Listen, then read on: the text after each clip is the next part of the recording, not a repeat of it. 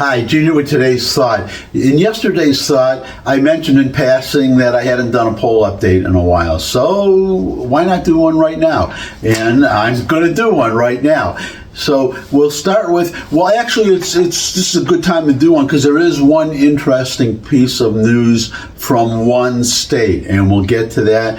But first, let's just go to the national numbers. Now, all these come from RealClearPolitics.com. They are very good for, well, if you're looking for data on polls and just politics in general, that is a good place to go to. You look on the right side, they have articles in the middle, and then on the right side they have a lot of statistics, and if you have questions about certain election statistics, that is a great place to go. So that's where I went, and we'll start with the general election, Trump versus Biden. And as you can see, the 12 most recent polls, Trump leads in 9 out of 12. And you look at the top line there, and that's the average at the very top, and the average is 2.1. So Trump is leading by an average of 2.1 points over the last 12 most recent polls. Now, this is where it starts to get interesting, the battleground states, or as I call them and others do, the swing states. Same thing, as you know, I'm sure, but let me just recap in case somebody doesn't.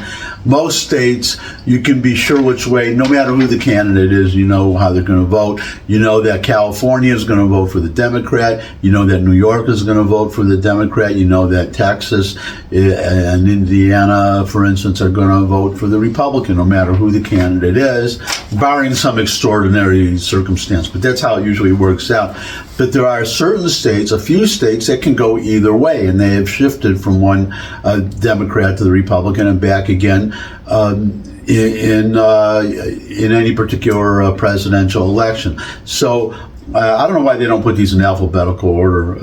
Maybe they're just doing it by most recent poll. But anyways, Wisconsin, Arizona, Georgia, Michigan, Pennsylvania, North Carolina, and Nevada. And as you can see, Trump is leading in every one of those swing states.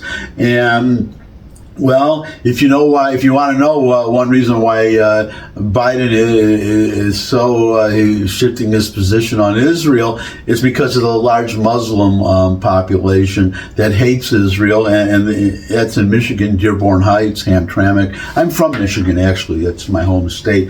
And he's worried about losing that state. He is in real trouble if he loses Michigan. In fact, if he loses Michigan and Georgia, which he looks destined to lose, Biden, Trump needs only one more state, any state, other state, and he wins. If he wins, let's say Nevada, that's only 6 electoral votes, but that is enough to put Trump over the top. So you can see how worried they are.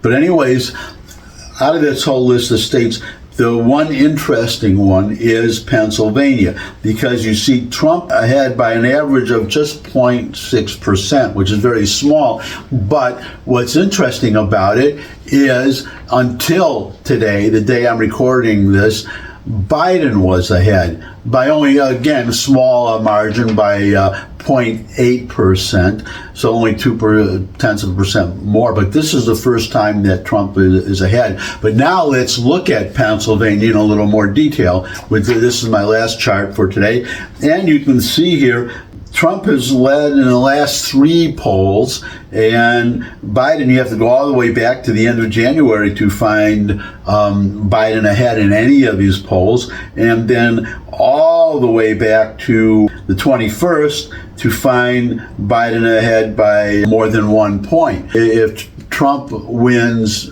Pennsylvania, it is all over. I think if Trump carries Pennsylvania and Georgia, that's the election right there. Now, I guess I'll add one more thing. I'm not putting up a chart, a table for it, but the betting averages, where people actually put money down to bet on who's going to win, they have a good record of accuracy. They were completely wrong, to be fair, and then to be complete, they were totally off in 2016. I've mentioned this before.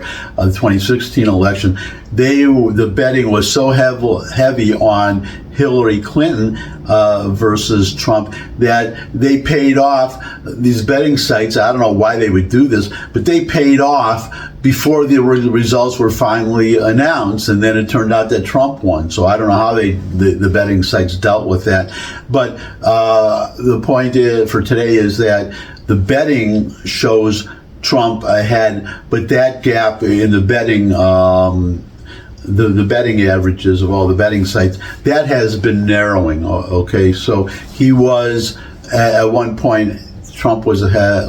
The margin was about 17 points in favor of Trump, and now it's down to 11. Still ahead, but it is narrowing. And 2016 accepted the betting sites do have a pretty good record of predicting results.